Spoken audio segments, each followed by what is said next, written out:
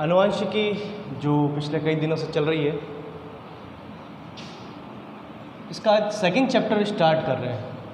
और आनुवंशिकी जैसे आरबीसी की बुक में 3 चैप्टर्स हैं, चैप्टर नंबर 35, 36, 37, जिसमें चैप्टर 35 कर चुके हैं। चैप्टर 36 36वां पार्ट आज शुरू कर रहे हैं। और इसका एक टॉपिक कल डिस्कस कर लिया था, वो पिछले चैप्टर के एक टॉपिक के साथ, वो साथ में था, मिक्स था, तो साथ में कर लिया उसको।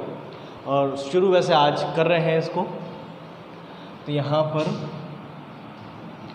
12th Hindi medium.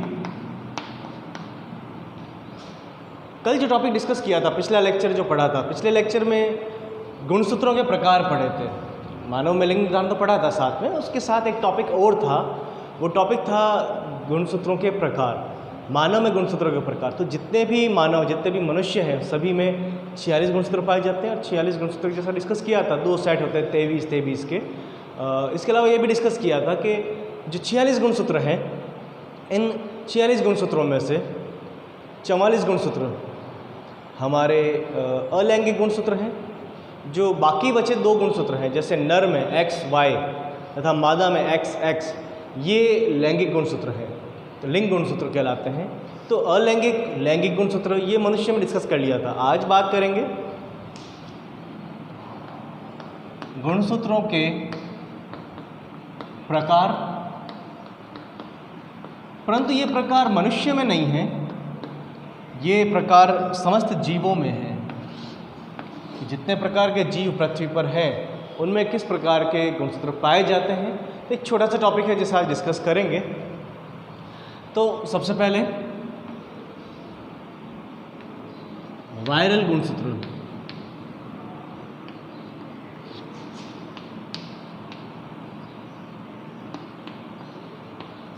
सबसे पहले वायरल गुणसूत्र। दूसरा बैक्टीरियल गुणसूत्र तथा तीसरा यूकैरियोटिक गुणसूत्र। तो यहाँ गुणसूत्र कुछ 3 प्रकार के हैं। जैसा कि आप सब 12th में हैं और 11th में टैक्सोनॉमी पढ़ते हैं, तो वहाँ टैक्सोनॉमी में, वर्गीकी में एक चैप्टर पढ़ते हैं जहाँ पर ये बताया जाता है, ये पढ़ा जाता है कि एक महान वैज्ञानिक था व्हिटेकर ने समस्त जीवों को 5 जगत में बांट दिया था। और ज़्यादातर अभी भी बुक्स में व्हिटेकर का ही वर्गीकरण पढ़ते हैं। उसके बाद में और भी कई वर्गीकरण आए, लेकिन उसी का वर्गीकरण ज़्यादातर पढ़ा जाता है। जो 5 जगत हैं, Monera, protista, fungi, Plantae, animalia. तो यहाँ पर 5 जगत में समस्त जीवों को रखा उसने। मोनेरा के अंदर बैक्टीरिया आते हैं, तो बैक्टीरिया के गुणसूत्रों की बात यहाँ करेंगे। उसके बाद में प्रोटिस्टा, फंजाई, प्लांटी, एनिमेलिया, 4 जो जगत है, चारों के जीव यूकैरियोटिक है, तो उनके गुणसूत्रों की बात यहाँ करेंगे। अब बचा वायरस। वायरस को किसी भी जगत में नहीं रखा, उसका एक अलग ही जगत वायरा बनाया गया और उसके गुणसूत्रों की बात यहाँ करेंगे। तो इस प्रकार हम आज के लेक्चर में लगभग दुनिया में जितने प्रकार के, पृथ्वी पर जितने प्रकार के जीव हैं, सभी के गुणसूत्रों का एक डिस्कस करेंगे, जो एक बहुत ब्रीफ डिस्कशन है, बहुत संक्षिप्त में अपन इसको पढ़ रहे हैं आज। वायरल गुणसूत्र, ऐसे गुणसूत्र जो सोशल मीडिया पर वायरल होते हैं, नहीं, ये वो नहीं है। ये वो गुणसूत्र हैं जो वायरस में पाए जाते हैं, इनका सोशल मीडिया से कोई लेना देना नहीं है। तो वायरल गुणसूत्र का एग्जाम्पल मैं लिख देता हूँ, वायरस, क्योंकि वायरस में, या मैं इसको और हिंदी में लिखूँ शुद्ध हिंदी में, तो विषाणु में वर्ड इसके लिए यूज़ कर सकता हूँ।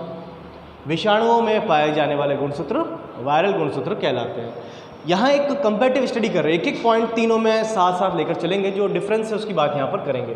तो वायरल गुणसूत्र जो विषाणुओं में पाए जाते हैं, बैक्टीरियल गुणसूत्र जो बैक्टीरिया में या जीवाणुओं में पाए जाते हैं, और इसी प्रकार से यूकैरियोटिक गुणसूत्र जो समस्त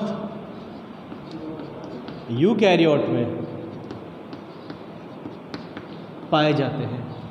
जितने भी यूकैरियोट है, protista, fungi, Plantae, animalia. Protista के अंदर एक कोशिकीय यूकैरियोटिक जीव आते हैं, फंजाई में फंगस, कवक आती है, प्लांटी में पादप आते हैं और एनिमेलिया में सभी प्राणी एनिमल्स आते हैं। तो उन सब में इस प्रकार का गुणसूत्र पाया जाता है। इसके क्या लक्षण आगे देखेंगे। अब दूसरे लक्षण की बात करते हैं, इनकी संख्या। विषाणुओं में गुणसूत्रों की संख्या, हमारे शरीर में आपको पता है 46 गुणसूत्र होते हैं। अब बाकी और किसी का शायद आपको नहीं पता होगा। तो विषाणुओं में जो संख्या है वह होती है 1, मात्र 1 ही गुणसूत्र पाया जाता है।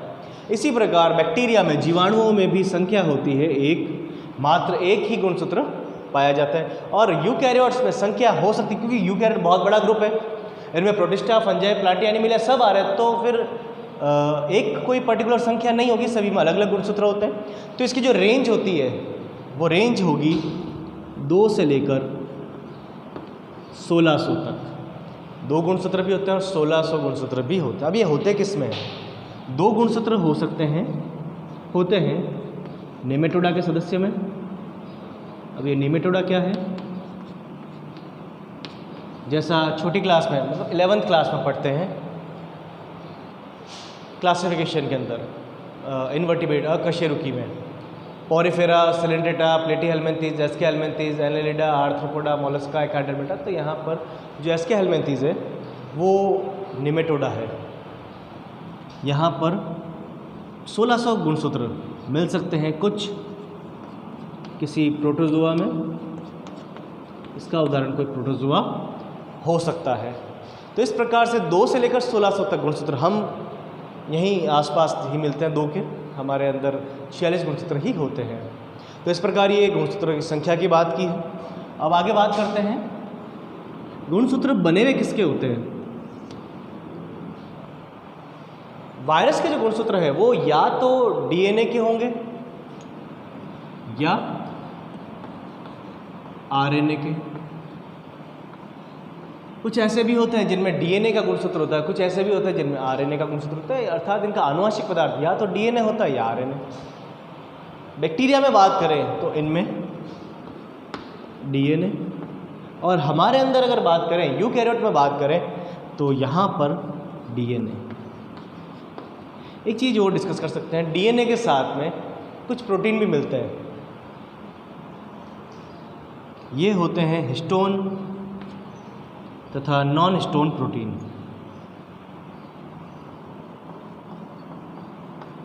हिस्टोन तथा नॉन हिस्टोन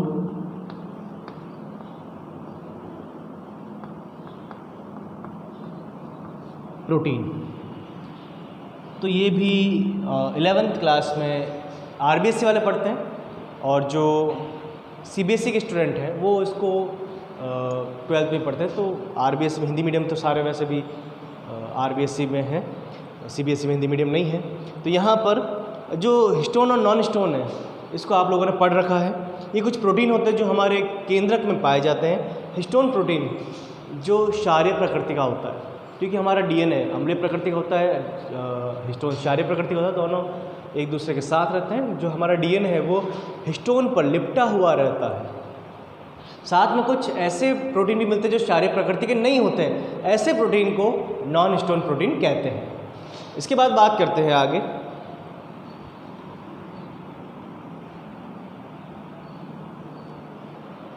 जो डीएनए है ये कितने रज्जुकी होता है। तो यहाँ पर डीएनए, वायरस का डीएनए, जो आरएनए है, 1 रज्जुकी मिलता है। 1 रज्जुकी आरएनए यहाँ मिलता है। 1 रज्जुकी मतलब एक ही स्ट्रैंड होती है, एक ही तंतु। इसका तंतु तो वर्ड यूज़ नहीं कर सकते, एक ही रज्जुक, एक लड़ी इसकी पाई जाती है।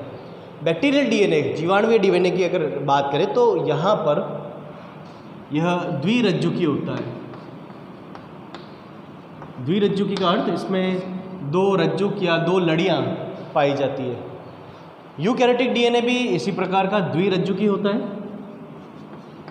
जिसमें 2 लड़ियाँ पाई जाती हैं।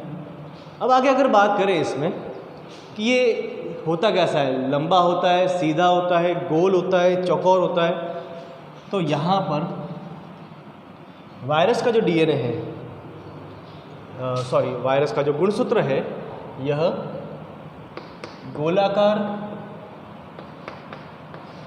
अथवा रेखित हो सकता है।